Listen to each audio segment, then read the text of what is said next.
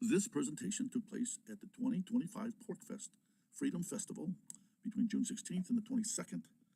This is part 2 of the presentation titled Thorium, the rest of the story.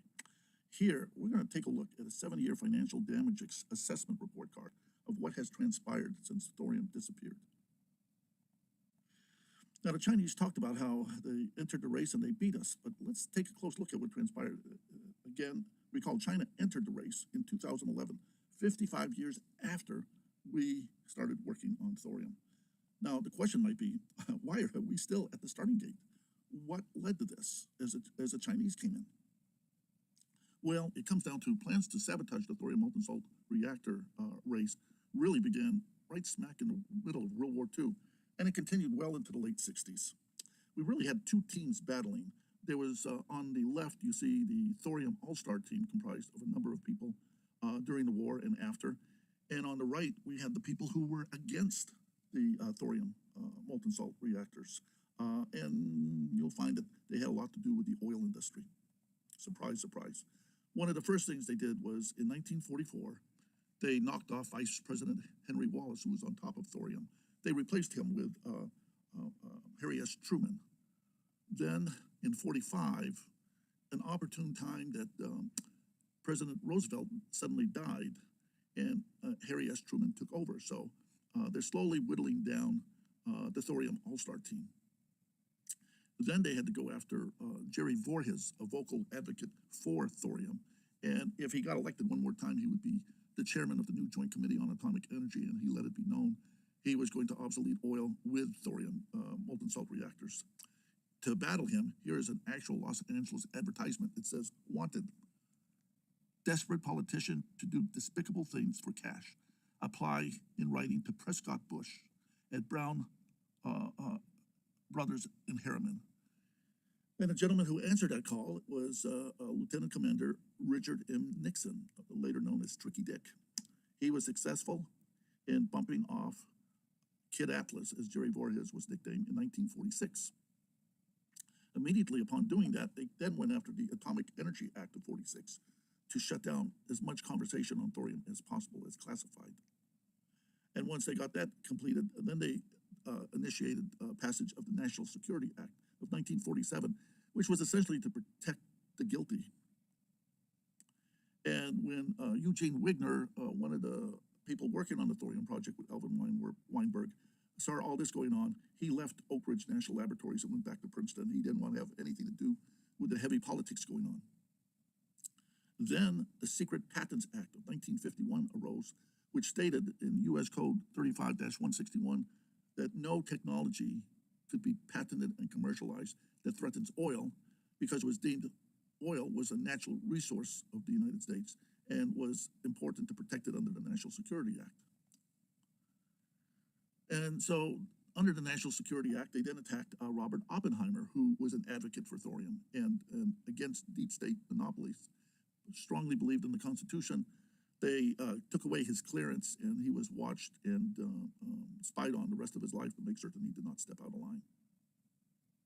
And then by 1971, the gentleman who discovered thorium could fission was out of a job as chairman of the Atomic Energy Commission in 1971.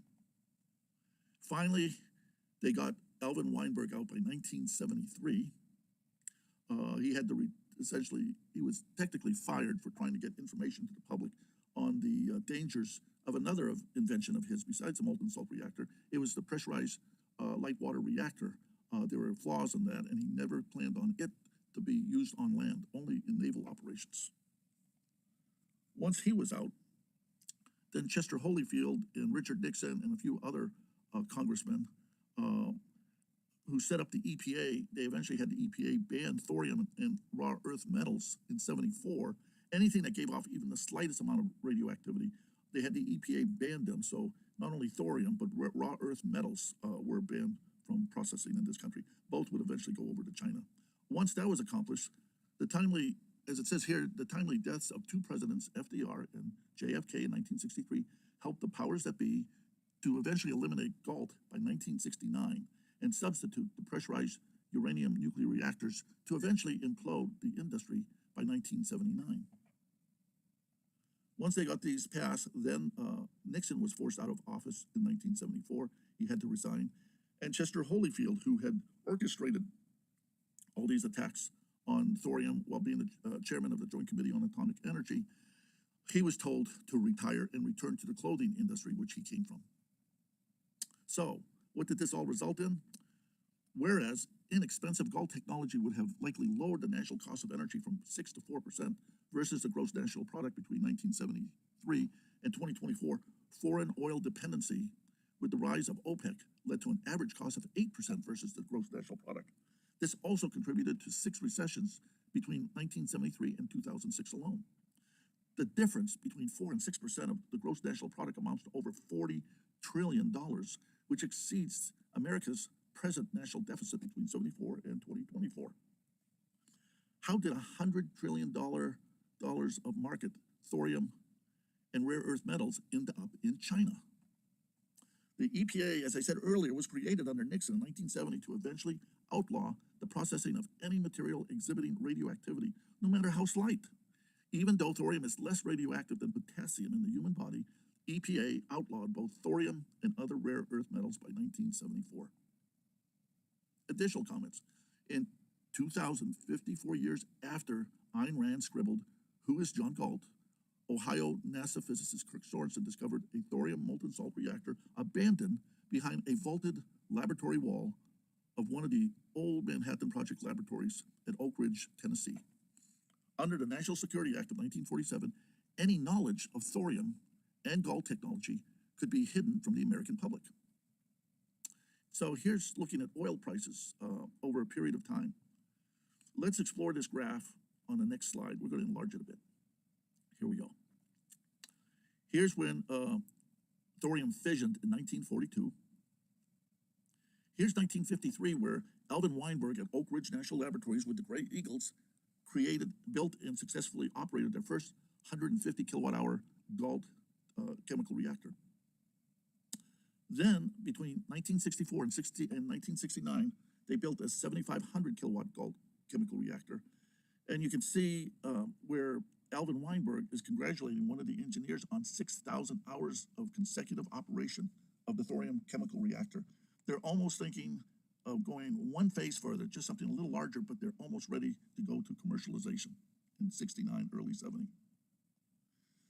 Unfortunately, 1970, GALT was suddenly canceled and all the funds were stripped from it. Then in 1979, pressurized light water reactor had an accident at 3 Mile Island.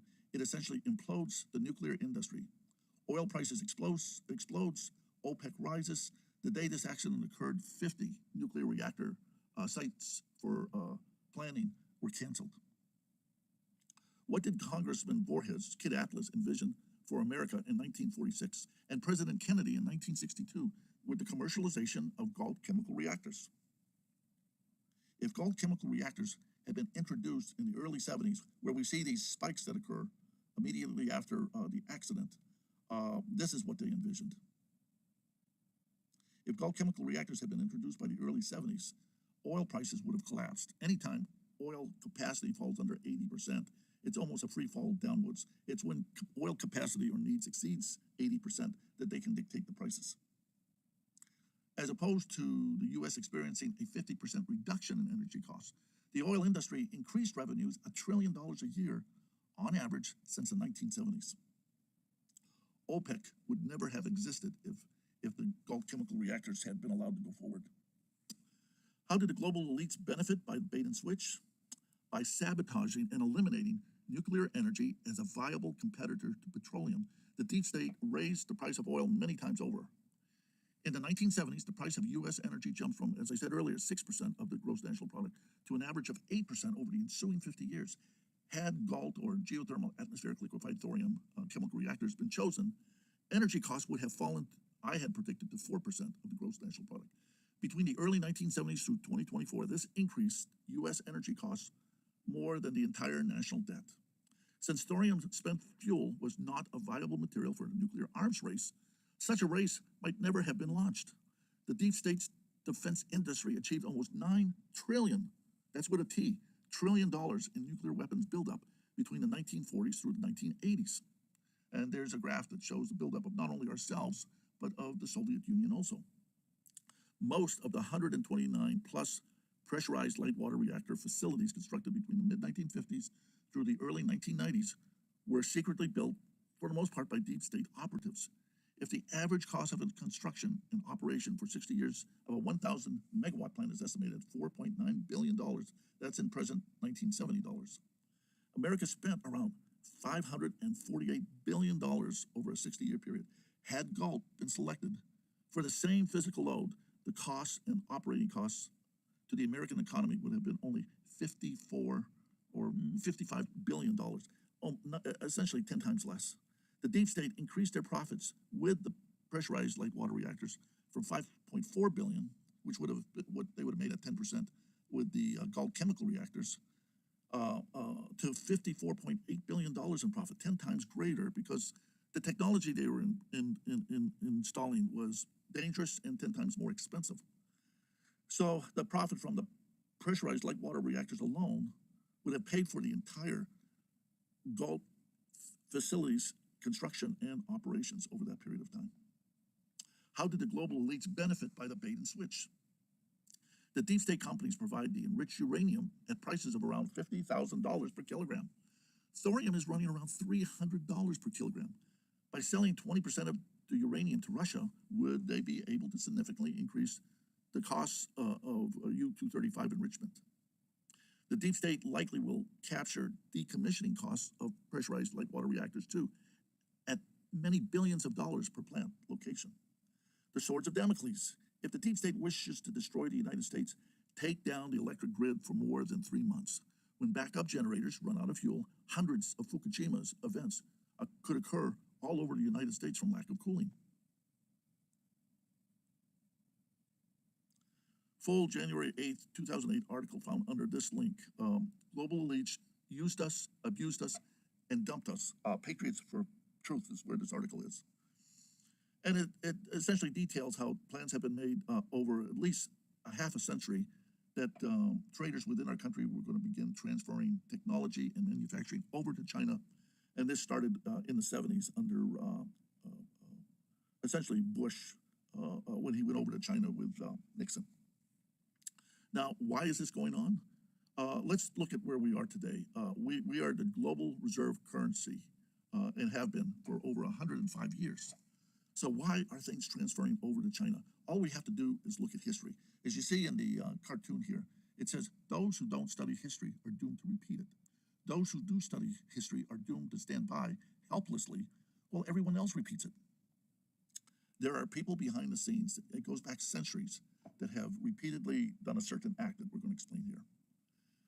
Have generational grifters been sabotaging humanity with resets for the past 600 years? Well, let's look at some history.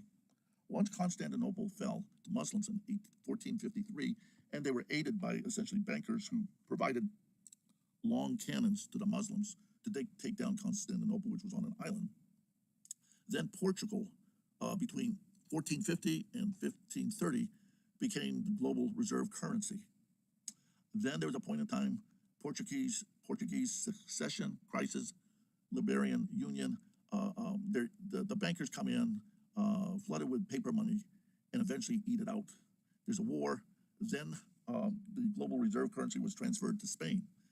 From 1530 to 1640, Spain controlled global reserves.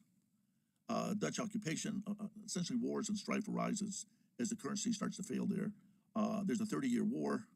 And while Spain is destroyed from all the internal strife and revolutions, then the global reserve currencies was shifted to the Netherlands, where they had it for 80 years, from 1640 to 1720. Then the Dutch East India decline, Anglo-Dutch wars arise, and now it's shifted to France. And for 95 years, they had the global reserve currency.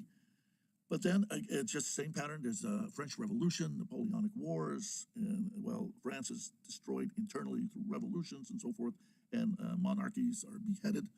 At that point, it shifted to Britain for 105 years, from 1815 to 1920. Now, at that point, we had the Great Depression, we had the World Wars that destroyed Britain economically, and it shifted to the United States. So now we had the Great Depression, World Wars, to prolong global reserve currency in the United States. They needed oil to survive. That's one reason they could not allow GALT chemical reactors to come on board and obsolete oil. They had these multi-decade plans, and they couldn't let GALT interfere with it. And so the petrodollar has prolonged life of the global reserves currency in the United States since 1974. What events will ultimately take the U.S. down? Well, we're seeing many things. We've had the pandemic. We've got BRICS coming along. There's a push for an internal civil war here, just as they've done in other countries, to eat and destroy us from within. And while all this is happening, initially they wanted Russia, but they wanted Trotsky to succeed Stalin. Lenin, and Stalin poisoned Lenin, wrote a letter saying he was the successor. He had Trotsky killed. And so at that point, the global bankers decided Russia was out. And by the 60s and early 70s, they had made the nod that China would be the next hegemon. A video by Clif High explains why China on the next slide. A history of the betrayal of the United States to China, 1957 through the present, by Clif High. It can be found, the 72-minute video can be found at the following link. Among the many powerful revelations in his presentation and video, at the 18-minute mark, Cliff discusses the return of another mini ice age by the late 2020s. I recognize everyone has been pushing global warming. I have published a lot of papers in the past that they've fudged the data to hide the decline, and it's going to get worse. And once we're hit with another mini ice age, solar and wind are useless, and with no nuclear to offset demand, oil prices will explode once more. And with that, we'll take a break.